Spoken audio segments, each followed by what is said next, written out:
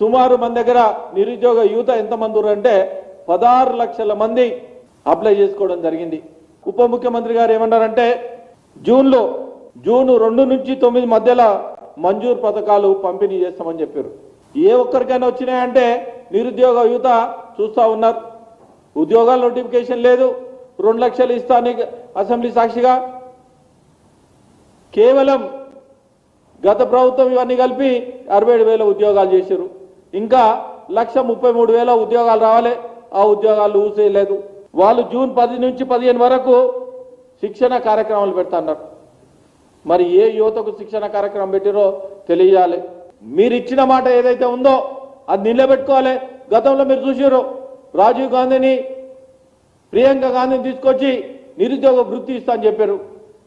ఆ వృత్తి మాట ఇంతవరకు ఎక్కడ లేదు. గత ప్రభుత్వం వృత్తి ఇస్తున్నారు, ఇన్ని సంవత్సరాలే, ఇన్నేళ్ళు అయింది కదా. ఆ నెల వృత్తి, కనీసం ఆ వృత్తిని ఇవ్వండి వాళ్ళకు, అది లేదు. ఉద్యోగాల మాట లేదు, సెల్ఫ్ ఎంప్లాయ్మెంట్ లేదు. మీరు పెట్టిన దానికే 16 లక్షల మంది అప్లికేషన్ చేసుకోమనేది.